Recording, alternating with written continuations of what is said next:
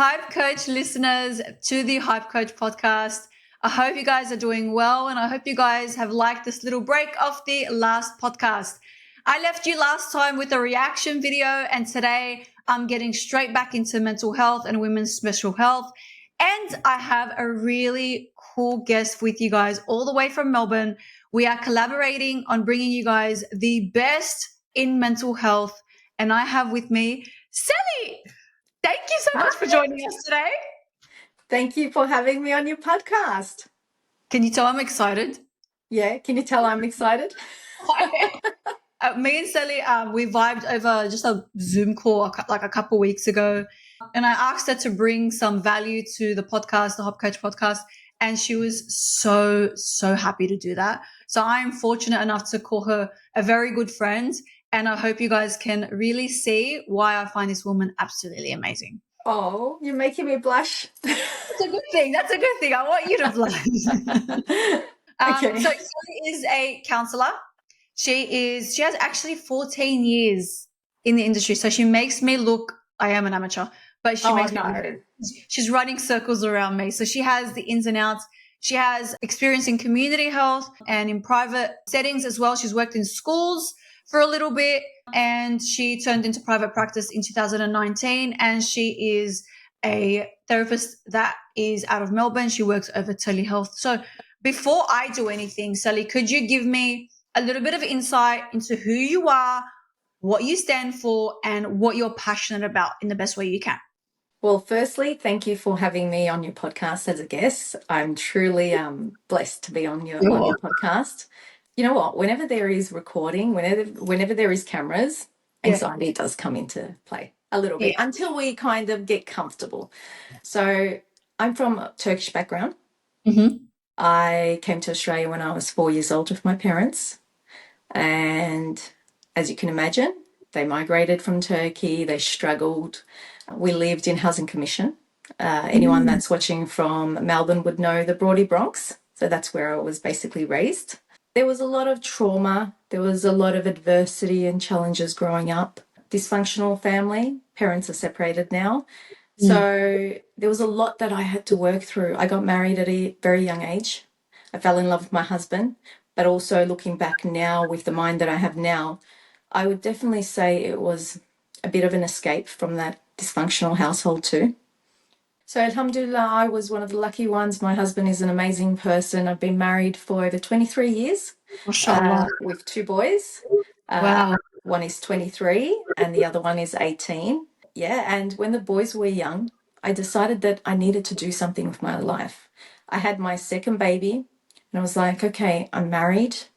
I've had 2 children now. What next? What am I going to bring to the world apart from children? I want to give more, right? I want to offer more. What can I do? And mental health has always been my interest with my own trauma too.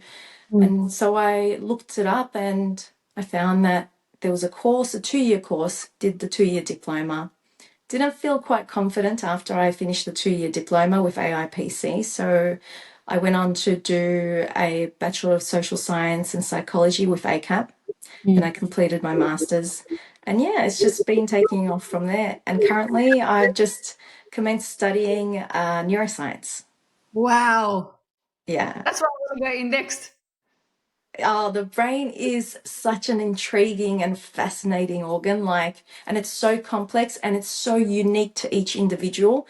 I just want to learn more and more about the brain. It's like I want to shift away from mental health and look more into the neuroscience aspect because, at the end of the day, it's our brain that affects most of our behaviors and how we feel. Our thoughts are so powerful. I completely agree with you. I literally had goosebumps down my spine when you were telling me about your story. And then when you said to the audience as well, I wanted more. I can't, there's a saying about us therapists. It's that you were so alone with your thoughts as a child. You were looking for help and you became the person who you were looking that you needed in your childhood. And I think I really resonate with that. Yes, so do I. It's so it hits me right here. Like for my listeners who are not familiar, My parents migrated to Australia in the early 80s. I have an older sister and a younger brother. So there's a significant gap. My mom had countless miscarriages. She had a stillborn right before I was born. So I carried that sense of subconsciously, that sense of fear. So they always told me that, you were a very different child and whatnot, and being grown up with, parents that were like working parents. We didn't have much time to chill. We basically were running from person to person. We had to go to my grandmother's house after school. We went to my auntie's house after school. So we basically had multiple caregivers as well as our parents in between that. And I became homeless at the age of 18 because my mother was diagnosed with mental health. And I got married very young, so I completely understand. I think there was an essence of escapism there. 100%. Definitely, 100%. My mom was a single mom. My sister became a single mom. And I think I grew up with this sense of, oh my God, am I going to be a single mom? So I'm like, okay, well, might as well run away from home because there was a lot of dysfunction around that. I can't help but point that fact out to how many people hold on to the load that our parents bring or the load that our parents choose to ignore. Or they don't know how to address, they don't know how to unpack, they weren't equipped with resources and skills. Like I say it all the time, I have compassion for my parents. They left their homeland and came to this country with no language, no money. They struggled. So basically, they gave us what they could. They couldn't give us anything that they didn't have. It was shelter, safety, security, sent us to school, but that was it. There was emotional absence there. And they just didn't have the time or the resources at that time to kind of unpack what was going on within them. And so I have that compassion for them. And that's what's really helped me in my healing process. And the topic that we're going to discuss today, generational trauma, it really helps to unpack your lineage and understand, why were your parents like that? What happened to them? No one is inherently born bad. No one is inherently born saying, I'm going to traumatize my child. Wait till I have children. I'm going to do this to them. No one anticipates for that. 100%. The funny thing that you said lineage. Have you gone into your lineage and have you had a chance to look at where you came from? I found that quite interesting when I did. In what way? Like doing it online? What kind of traits and the personalities that they had, or what kind of people they have, or even like the level of nature versus nurture, right? We know this, nature versus nurture. What kind of, even the jobs that they had, how did they make money? That's also instilled in us subconsciously as well. I found that so interesting. Yeah, it's interesting that you say that, like money, especially children of migrant parents, have a lot of issue with money. I haven't really delved deep. Dad doesn't live here, so he lives overseas. He's been there for like over 15 years. It's really hard when they're shut off, right? If it's really hard to dig deeper into the lineage and uncover what their pain was when they're shut off, and then they don't have the tools to open up, or they don't feel safe enough to open up. So it's really, really hard to do that.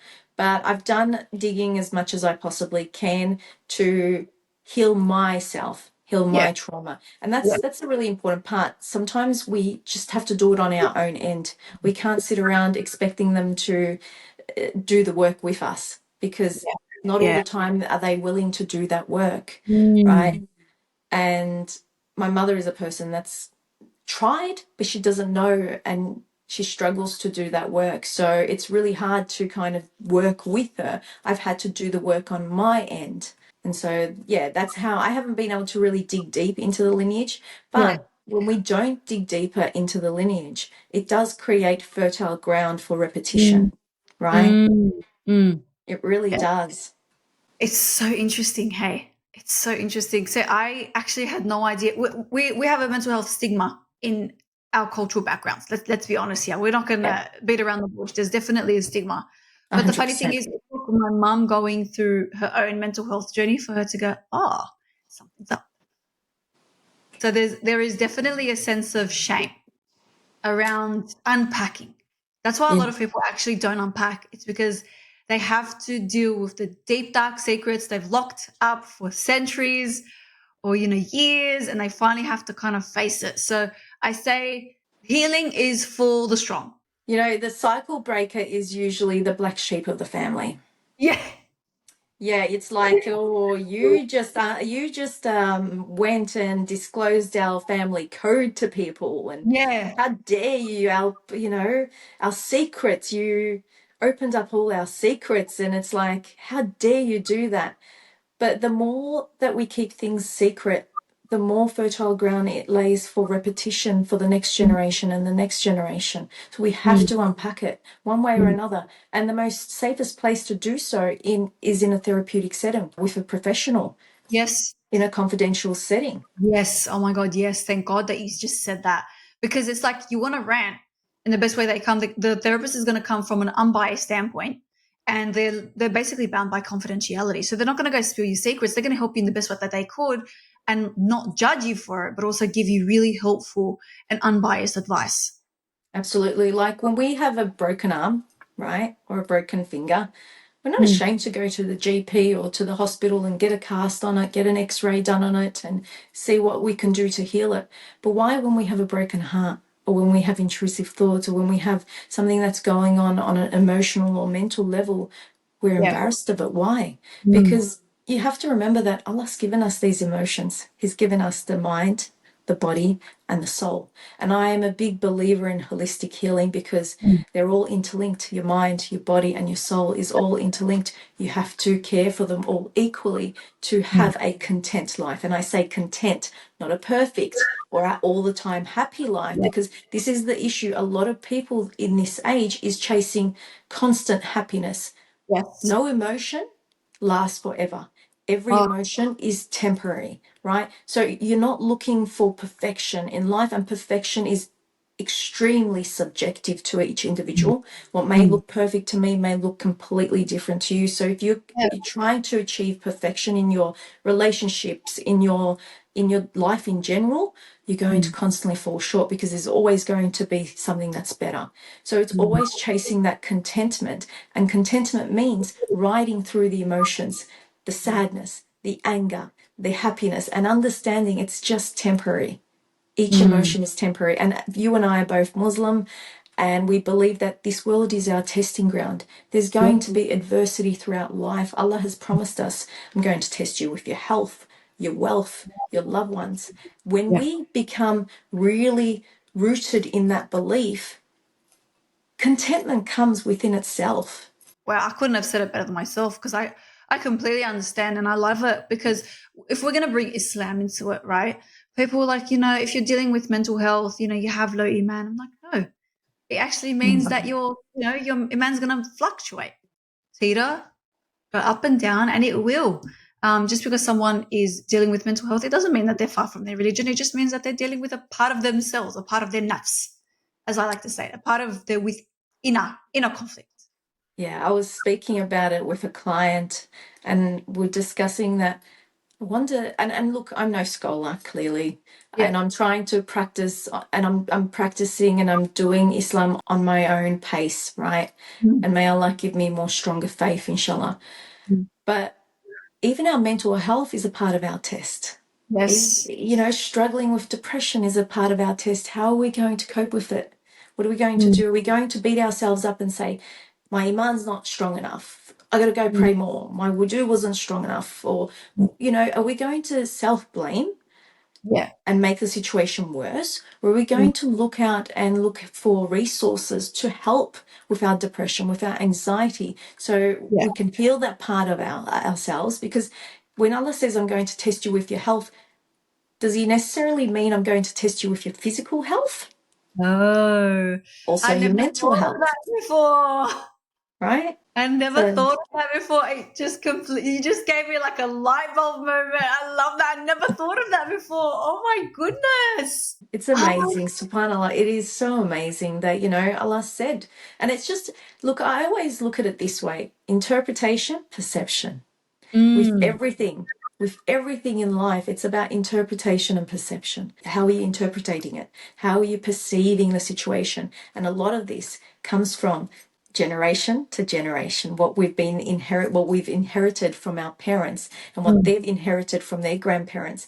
And I say this quite frequently. I would probably identify myself as a revert because yes, I was born a Muslim, but I didn't grow up in a very religious household. It's only in the last 10 years that or 7 years that I've turned more into religion, because I understand that to be a whole and to be content in this world, I have to take care of my soul. My Yes. soul was starving. No matter what I did on a mental level, no matter what I did on a physical level, I was feeling emptiness, a sense of Yeah. emptiness, right? Yes. And so I had to relearn Islam for myself as an adult. Wow. And that was just profound because I was taught Islam, like I said, very minimal practicing family that I grew up in. Yeah. We knew they were Muslim and we knew Eid and Ramadan, basically it, yeah. And I was taught that Allah is going to turn you into stone if you don't do that. Allah's going to burn you if you don't do that. Allah's going to punish you. So I wasn't taught the love of Allah. I was taught the fear of Allah, which Yeah. pushed me Yeah. more and more back from the Yes. religion. Yes. I can resonate with that. I didn't grow up in a very religious household either. Like we knew how to pray and fast and we did all that. But it was all, Islam was a sense of either control or manipulation or Yeah. gaslight, or a sense of, again, fear. They were trying to get you to fear something to get you to do it.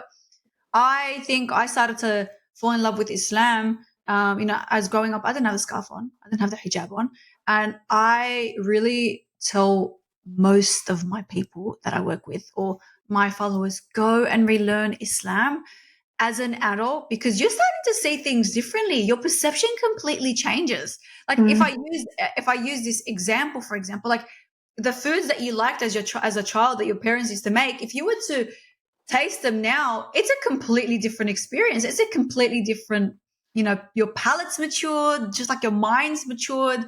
So when you're able to kind of really absorb all this, you see the love of Allah, and that makes you love Islam more. So if someone is dealing with like religion trauma, for example, go relearn Islam from a understanding and love point of view, and you really realize how Allah is so much more compassionate than people see. Like there's compassion and empathy and love more than there is fear. And that's why I love the internet. As much as people try to weaponize and demonize social media, I think there are so many benefits of it. It depends how you utilize it. Agreed. If it wasn't for social media, I wouldn't have come across Mufti Menk, Omar Suleiman, Numan Khan. And look, people have different ideas about these scholars, but at Mm, the end of the day, you take away what serves you and you let mm. go of what doesn't, right? Yeah. And it's again, it goes to interpretation. Some people don't agree with those scholars' interpretations of the Quran, Mm. and it all falls back to interpretation. We're all walking our own unique journey in this world, and that's what it is. It's a journey. There's no destination to arrive at, so we can't stop growing. And some people become too complacent, and they Yeah. think, "All right, I've had my children. I've finished. Yeah. Oh, I've finished school. I've got my career. I've had my Mm. children. That's it." And then life gets really mundane and they Yeah. tune out with forms of addiction. When I Yes. mean addiction, I'm not just referring to substance or alcohol. I'm also referring to social media. I'm Mm. referring to series, right? Especially in my Turkish community, Yeah. Turkish series, which go for about 300 episodes. They Yeah. tune out. And why they do that is because they're not doing the work to unpack, especially generational trauma or Mm. childhood trauma, which Mm. now is affecting them because they're no longer being distracted by career, by education, or by children, Yeah. right? And Yeah. they're no longer that, they don't have that distraction anymore. So the mind goes back to those areas that are unhealed and they Mm. don't know how to do that. So it's like, why don't I tune out of my misery and tune into something fake out there? Yeah. The false reality. False reality, yeah. It goes into the coping strategy or coping mechanism of escapism. Yes. And that's another thing that we inherit through our ancestors and our parents and our grandparents also is we inherit their stress response. We also inherit their coping mechanisms. And Wow. this is something hopefully we can unpack a little bit Yeah. more. See, the funny thing is, I think from our last conversation, I didn't realize that my go-to coping mechanism was hyper-independence. Hyper-independence, yes, I remember discussing that with you. Winner chicken dinner, guess who also was hyper-independence? My mum. Aha, aha. I was like, oh, that's a spicy one. So please You know, tell me about the coping mechanisms and how they're rooted and how we pass them on. well, that's the thing. Awareness is the first step to change. Yeah. Awareness is everything. When you create space to create awareness about why you're doing what you're doing, you're no longer doing it out of default, right? You're no longer doing it out of default. And now you're recognizing, why did I just do that? Why couldn't I just ask for help? Mm. Where did I learn that from? And then you start recognizing, you start paying attention. When you Yeah. start paying attention, you're like, aha, mum does that. Dad Yeah. does that, right? And so we inherit what they haven't been able to heal, they Yeah. pass it down. And what Mm. we can't heal, we pass it down to. In Children. saying Yeah. that, in this generation that we're living in, I'm seeing a lot of parents fear-driven and Mm. excessive. Oh, I might ruffle some feathers here, but I'm going to say it anyway. You're allowed to. Excessive conscious parenting, excessive Ooh. gentle parenting, because Ooh. they're fear driven. God forbid I'm going to traumatize my child, right? Reality is, as much as this world is a testing ground for you and I, it's a testing ground for your child too. No Yes. matter what you do, your child is going to experience adversity and trauma one way or another. Don't be so fear driven that you take away the whole aspect of disciplining your child, because that is a child, that's an emane to you to raise Mm. and to teach things. But I see parents fearing so much that they're tippy-toeing around their toddlers. Oh, Child. what did you say? Oh, did I not just listen to you for a second? And No. it's like conscious parenting and gentle parenting have gone to a different level. Agreed. It really has. I saw an interview, a lady was saying you have to get permission from your baby to change the baby's nappy. Sorry, that's the Lulu. That is the Lulu. That's the Lulu, like to another level. What Mm. do you mean get permission from a baby to change their nappy? Mm. Oh, you can tell from the way that they cry and they respond to you. This is what I mean. They're Yeah. fear driven. Their Mm. fear has driven them into a different level of conscious and gentle parenting. And I say this, I said to them, okay, you guys are not going to see the consequences of gentle parenting until 10 or 20 years later, until these children are actually out in the real world. But here's the funny thing, right? We are also going to see the fruits of our efforts in 10 to 15 times, 15 to 20 years time, because it's delayed gratification, right? But I think people are really, I'm going to go back to your point because it's so damn important. People fear traumatizing their child so much that they don't even add the consequence in there. We have to add the consequence, because if you don't add the consequence, then this child is just going to continue the behavior outside of the household. And if they get the wake up call that it's not going to fly in the real world, then they're going to create a big problem, because they're going to understand that either the world is not sunshine and rainbows. Not everyone's going to speak to you and then just give you a nice slap on the wrist, nice and thing, and go, I don't think you should have done that. Or you're going to see that children acting so horribly that they're going to basically get the attention of the law. It is very extreme, but we need to discipline our child. The learning for the child actually starts from home first. And if you're so worried that this is another, I have to say it. If you're so worried that your child is going to hate you, I'm sorry, you have to accept that your child is going to hate you sometime, some point, because you know best for them. They don't know anything just yet. Absolutely. You're not your child's friend. And I've carried that mentality since my children were young. I'm not your friend, because your friend won't tell you not to do something that's bad for you. They'll want to do it with you. Whereas I will tell you no, right? Parenting is hard, right? Parenting is really hard. And being a mother, and putting that responsibility that we are the first attachment to our child Yes. and we create the foundation for Mm. all other attachments, is a huge burden to place on us mothers. So I can understand where the anxiety and the stress is coming from. But I see people that are all against disciplining their children, right? You do you. fine. But then I see them sharing on social media, discipline is the highest form of self-love. So how does that work? So if you're not teaching your child discipline at all, but then you're preaching that discipline is the highest form of self-love, it just contradicts from what you say to what you do, contradicts. We need discipline. I We agree need with you. discipline as children. We need discipline as adults, right? Yeah. Motivation comes from discipline. Yes, because motivation is just like It's an not emotion ready-made. forever. No. And you Motivation can't just sit around waiting for motivation to come. You have to be a disciplined person. So if you're not instilling these into your children at a young age, they're going to struggle. If you're over protecting them, over sheltering them, what happens when these children hit reality, real world? What happens when you're not around for them one day, right? Who's going to shelter them then? Are they going to expect the same sheltering from their partners, right? Are they going to expect the same protection from their partners that they receive from their mothers? Then what happens to that relationship? Wow. I love how it's all integrated. I love it. I think conscious parenting is useful until it's not, but we have to find a balance. Have you heard of the saying, what's the difference between poison and medicine? No? Share it. Dosage. Dosage. Balance. Whoa. Everything in this life is about balance. And the same with everything else in life. That is fire. Oh my God. I never thought of that before. Oh my God. Oh, that was a spicy one. Okay. So do you have like a case study where you work with the client? Let's do this. I think this will be really beneficial.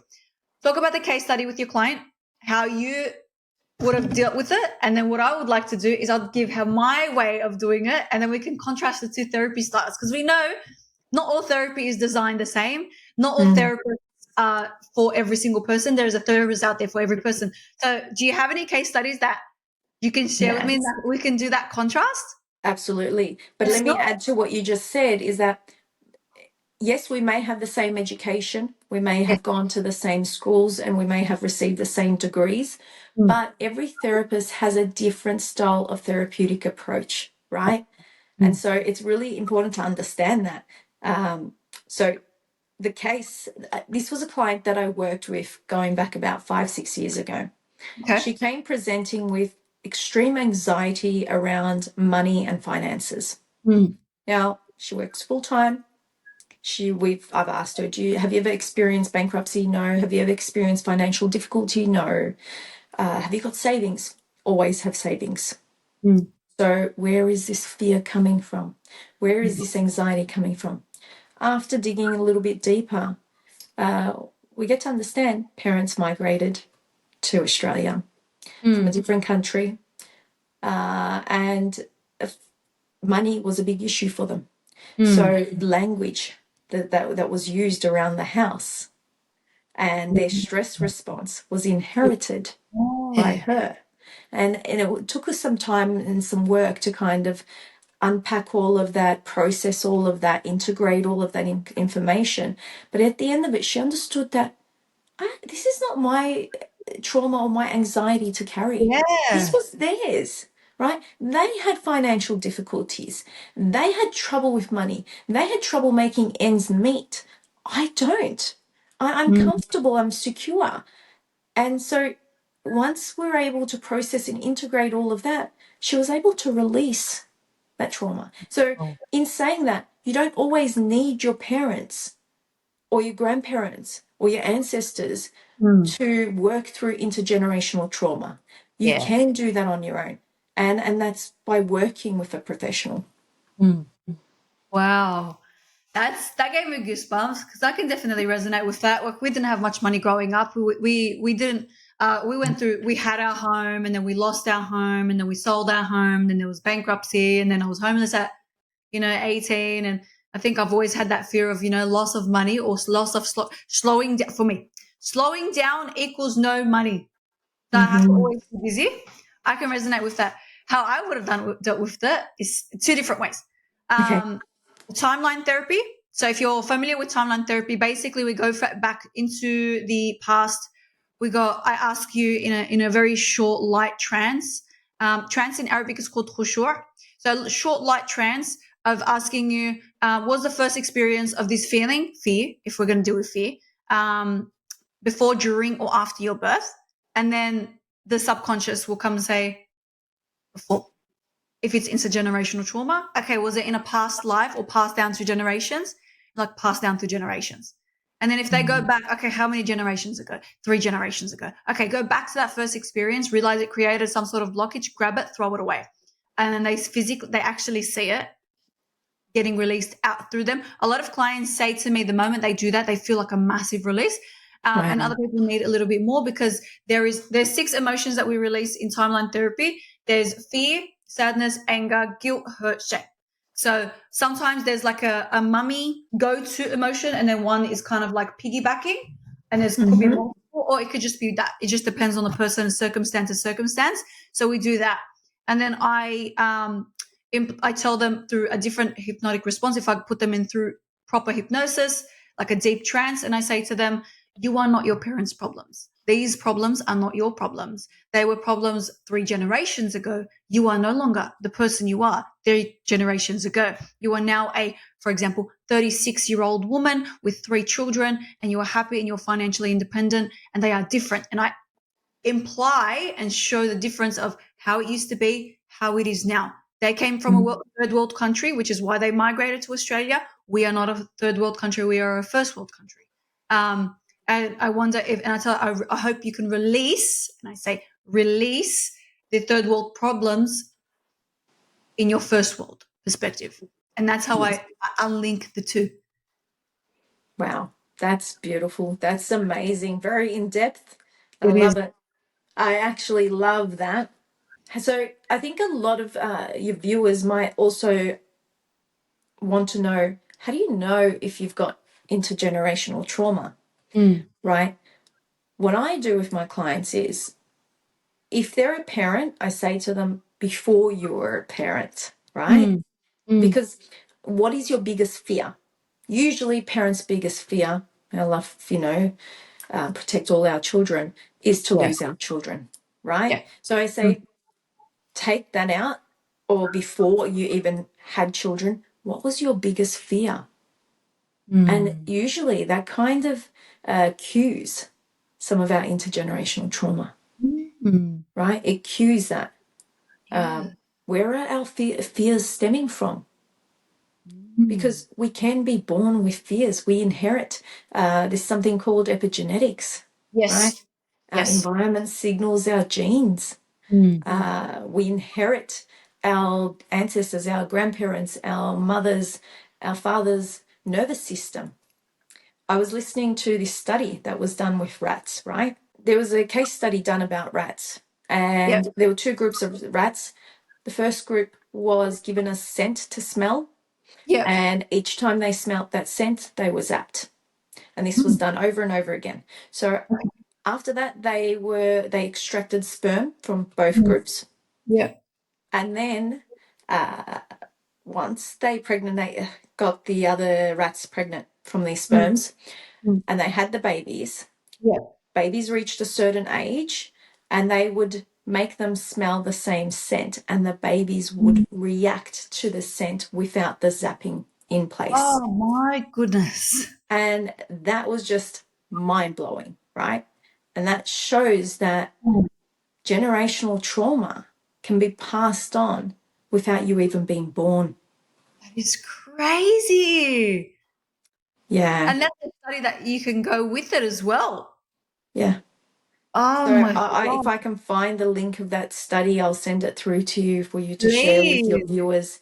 It's amazing that you don't necessarily need to experience the trauma firsthand. If your ancestors, your parents, your grandparents have experienced it, they haven't had the resources or the ability to process and release and work through that trauma, right? Then it shows up in their behavior. It shows up in their genes. It changes the genes, and that you inherit that. It shows up in their stress response. Like, think about it. How have you inherited your mother's stress response with things that she hasn't had a chance to deal with or process? Things like weight, things like loud noises, things like hypervigilance.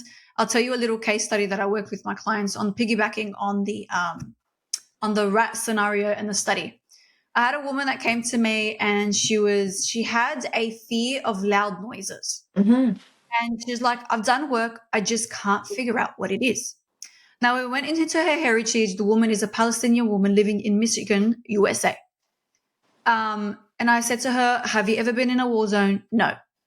Have you ever endured some kind of trauma that is associated with war? No. Okay. I'm like, I call it the therapist intuition. I'm like, I had a hunch. I'm like, let's do timeline therapy. Let's see if we can release it. We're going back into the timeline therapy, and I ask her the questions. Was the first experience of this feeling before, during, or after your birth? And she said during. Mm-hmm. So when we say during, it means while she was in her mother's stomach. I said, how many months? She said 4. And then when she was born, now the woman is about almost 30 years old. So when she was born, her parents were fleeing Palestine to come to Michigan, USA. And they were fleeing a war zone while the mother was pregnant with my client. She didn't make the connection whatsoever. She didn't make the connection whatsoever. She told me it was during she I think she's 4 months old, 4 months old in the mother's stomach. She was obviously pregnant. Mum didn't know she was pregnant until she came to the USA and they were doing some medical testing. That to me was mind blowing. Wow.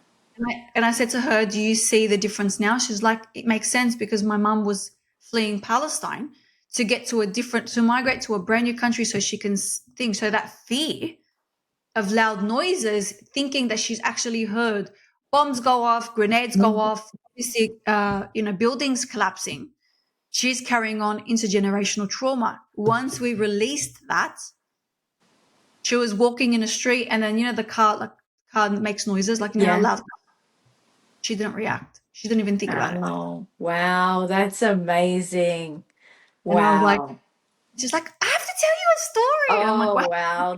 That's gratification that comes as a therapist when you hear that feedback is like, oh, this is why I love my job. This is what I do.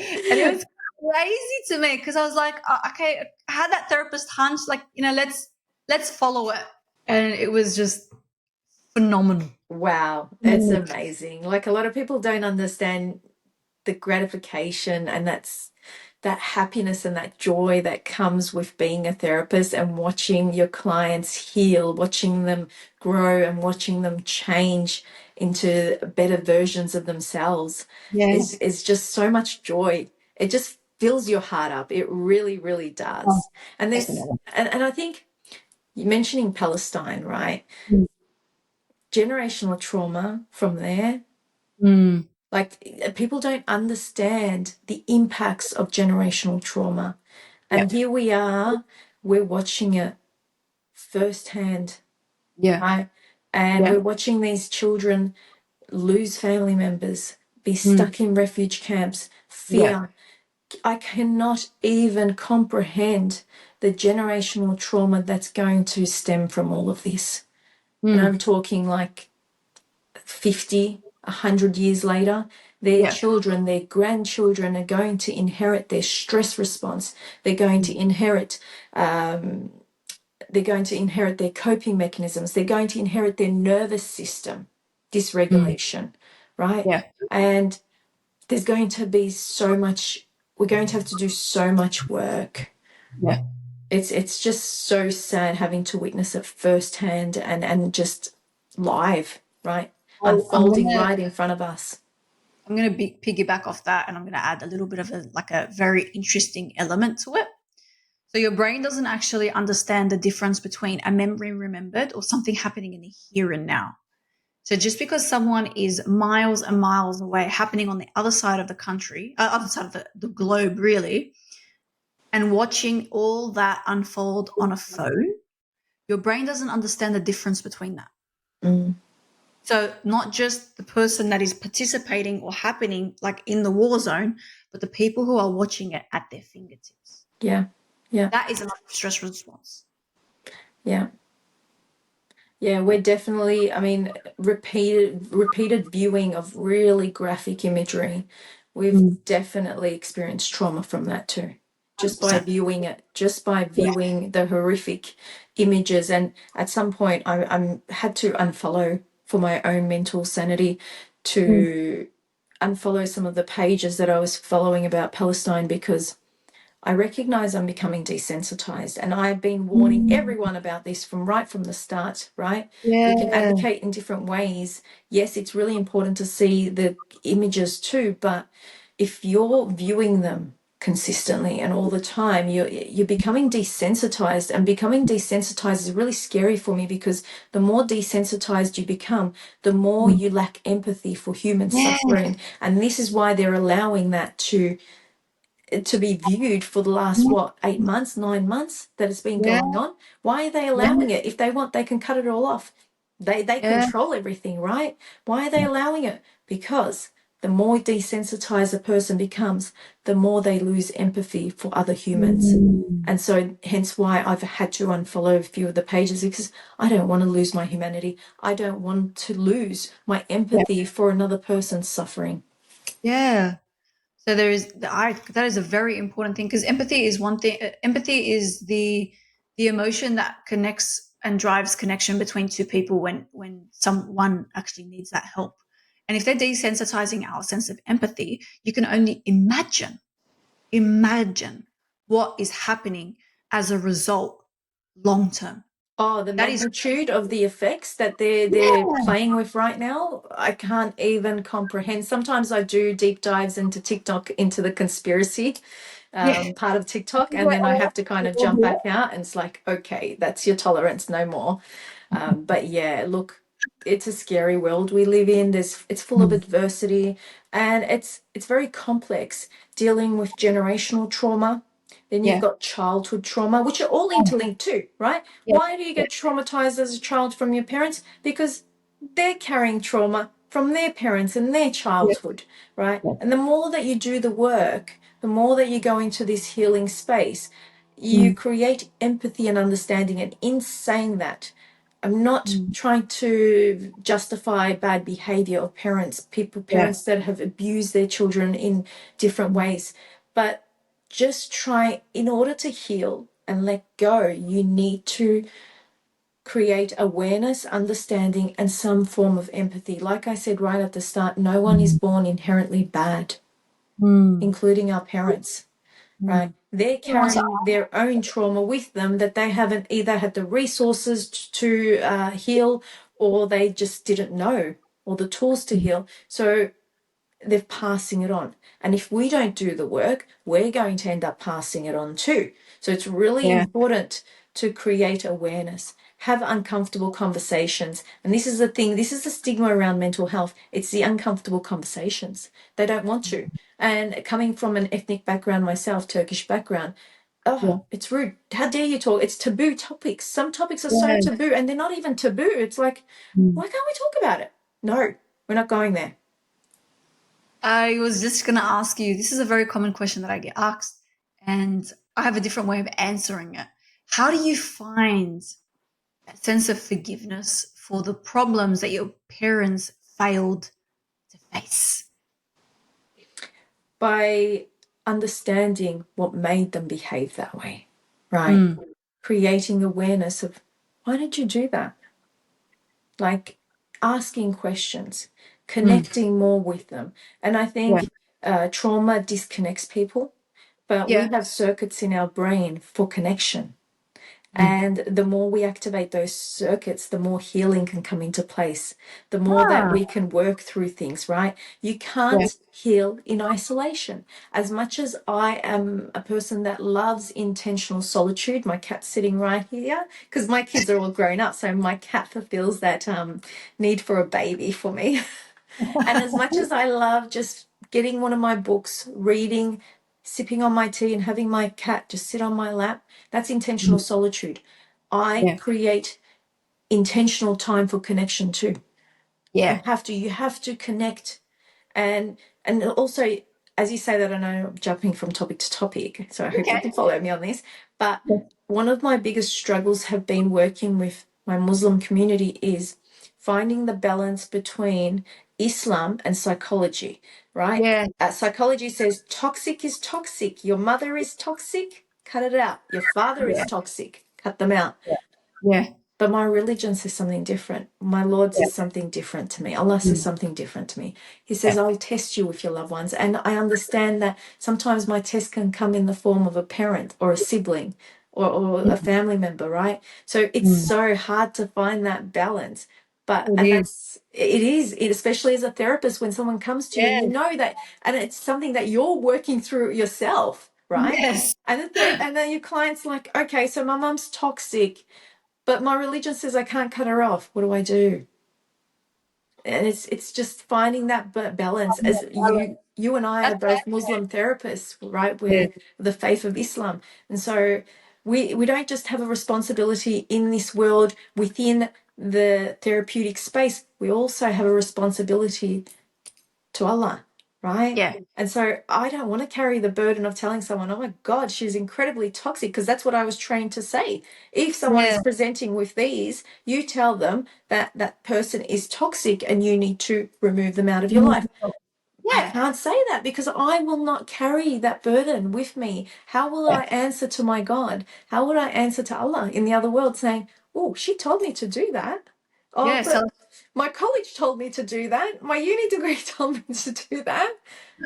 You can't. what I would do is, I'm like, look, go back to your values. Islam is your values. Your parents are like, your parents did everything that they could with whatever they had. They obviously had different priorities at that time. We have to accept that that happened. We can't change it. We can't go back to the past and change it.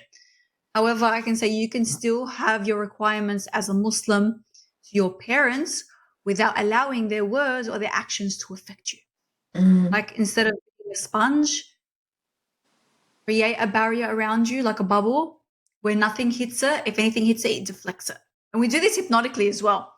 So if that's what I mean. That's how I actually create a boundary. Like, words can't, Hypnotically.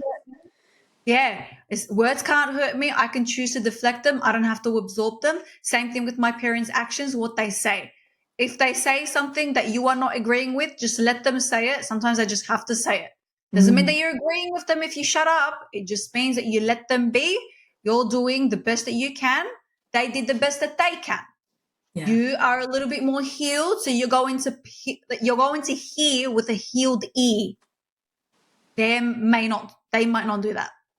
See, the way that I deal with it is I tell my clients, you need to connect with your parents that are toxic on your terms. You decide how much time you spend with them, right? Recognize where the conversation is going, because you would have an idea from past experiences where they're taking the conversation. Have an exit strategy. Get out. Don't entertain it, right? Yeah. Have boundaries with them. No, right, we're not talking about that, or what you're saying. And show vulnerability too. Vulnerability disarms people. It doesn't matter how toxic they are. Vulnerability disarms people. When you say to your mother, Mum, what you're saying to me really hurts my feelings. And a lot of us were taught to be tough and toughen up and raised to be like that. So showing vulnerability is something quite difficult for us. But show vulnerability. Tell them how they're making you feel. And if they're still not getting it, you see them on your terms. You have exit strategies in place, right? And don't entertain topics where you know where that conversation is leading to. That is something that's so valuable. Anything else? Yeah, with toxic parents.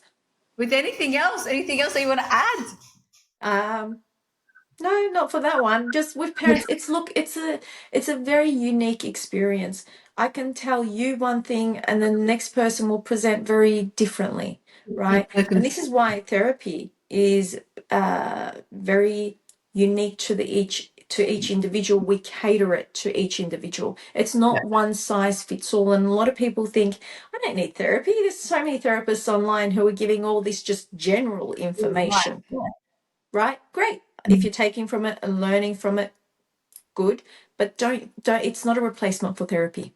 When we're working with someone one-on-one, we cater that therapy session to suit that person's needs. We have all the background information and then we cater it to suit that person's needs. So therapy definitely isn't one size fits all.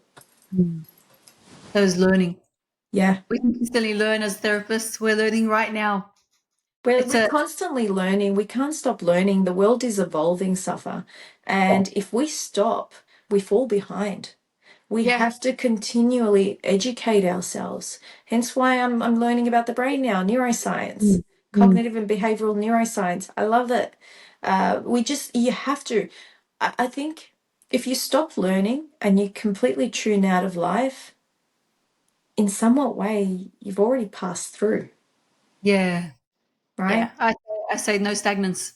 Don't be stagnant. No, don't. Keep learning because that's what's going to bring you happiness. It's what's going to bring you joy. It's Yeah. what's going to make you connect with others. Mm. And especially if you're a parent, you have to keep up. The Yes. generations are changing Oh, so rapidly. If you don't keep up, then you're not going to have a strong relationship with your children, agree. right? And so like my parents couldn't keep up, came from Turkey to Australia, and I was only 4, my brother was only like 1. And so they were working, they didn't have the resources or anything like that, so they had to just hustle and grind and make ends meet. But they couldn't keep up with our emotional state, our mental state. They didn't even know that I got bullied at primary school and was called, "Oh, you wog, go back to your country." And we're talking about this with my husband recently, and I don't remember names very easily. I'm really bad with remembering people's names. I remember this child's name, and we were only in from prep to grade 2. I Wow. remember his surname. I remember his name and his surname. That's how much he affected my mental state. But my parents had no clue because they didn't have the time to sit down, and they didn't make it. And anytime they did have time, they were tuning out with series, with videos and DVDs and cassettes. And so they were just tuning out. It was their downtime. I get it. But we need to stay actively educated, right? The brain is such a complex organ, and we're evolving as humans. I think sometimes we're evolving a bit too much, but we're evolving, we're constantly evolving. And I talk to my boys now, and it's like, wow, the conversations they have with me at their age, I was Yeah. nowhere near what they would talk about. Right? Yeah. They're so informed. And I guess this is the benefits again of social media. And yes, people try to weaponize and demonize social media, but Yeah. it depends what you're taking away from it. Yeah. What are you doing with it? What are you doing with it? Are Yeah. you becoming the product? Or are you using the social media, or is social media using you with your doom scrolling? Is it escape? Are you escaping from your reality with social media? Or are you going on there with intention and consciousness, right? Whenever I'm about to post, I post and I check with my intention. What's my intention behind posting this, right? And that always Yeah. aligns me back up to my purpose. Love that. What's the intention behind that? Yeah. I think a very important point that I will add as a piggyback onto what you said. The world is evolving at a rapid stage. Yeah. Please refrain from staying the same. Oh, Give yes. yourself permission to evolve once again, to give yourself permission to learn, but also not be rigid in your ways. A lot of people have issues because they become rigid. They become so like they have tunnel vision, Yeah. but a little bit too much to the point where they worry themselves sick or they drive themselves through the ground. Do you So think the that, world, sorry, yeah. Do you think that that may come from them not being very rooted in their own beliefs and their values and their morals? That if they yeah, don't become rigid, that it may shake their values up and yeah. their So belief systems? people view change as negative. So the fear of the unknown, a lot of people, so whoever watching this, I'm just going to add a little element into it that I've been working on for the last few weeks. If you do not know who you are, what you stand for, and where you're going, you are going to be very, very stuck or very, very confused in your life. So who you are, what you stand for, and where you're going. Yeah. Who you are. Who are you as a person? away from being a parent, away from being an adult. Who are you? Okay. Who are you? What is the essence that drives you? Where are you going? What are you, your goal? Where are you going is where's your goals? Where are your goals? Do you want to, like for me, be a motivational speaker that speaks world renowned? That's what I want to be. Do you want to be a world recognized therapist? That's what I want to be. What do you want? Okay. Yeah. What do you stand for? What is your purpose? Do you have foundational morals? What is your moral compass? What does that look like to you? And if you have these 3 questions figured out, then you can create content. Okay. Because where you're going, you can see the journey. You know where you're going. You can, that's where your direction is. You can turn on your car and go there. Who you are is where I am now. I accept where I am. If I'm wounded, I accept that I'm wounded. If I had a traumatic childhood, I accept that I had a traumatic childhood. I accept where I am right now. What I stand for is my morals. It's that things that I like about myself that are helpful, like Islam. I like a foundation. I like a purpose of helping people because it helps the greater good. I help clients, for example. I'm going to use myself. I help clients. Clients help their children. Children help the generation behind. Heal the parent, heal the child. You directly heal beyond. People don't even know. Like I went to Melbourne and I got stopped in a cafe. Like I didn't even think that was impossible. So wow, what do you? I know. What how do you? amazing is that? That is craziness. Like you have to see my face. I was like, I had to slap myself in the face like a couple of times. But yeah, these foundational questions will create content. Yeah, yeah, And they'll create 100%. a sense of journey. Like where are you going? Where are you going? What do you want in life? What do you want to achieve? You have to. There's a quote, and I can't really pick it out now out of my brain. But it says, if you don't know who you want to be, the world will tell you who you're going to be. And that's not nice. You don't sit around and allow, because regardless of whether you do it intentionally or you don't do it at all, you're going to change, right? Yes. You don't stay the same. You're changing one way or another. And if you're not doing that on an intentional level, then the world, your environment, and everything else around you is going to mold and shape you. And by the time you know it, you're going to reflect on yourself and say, who have I become? Yes. And you don't want to hit that point where you've completely lost touch of your own identity. Yep. And then in what you said too, redefine yourself as often as possible. Things change. What you want, your ambitions change, your goals change, and it's okay to change. You don't have to be the same. You can gain new knowledge and information that's just made your opinion change. And have an open perspective to other opinions, right? If you're very grounded within yourself, and it's something I do with my clients quite frequently, is make 3 columns: your beliefs, your values, your morals. Yeah. Right? Start writing them down, because they're like, I don't know who I am. When I have women come in to work with me and I say, who are you? They break down. They really do, because they've lost touch of their identity.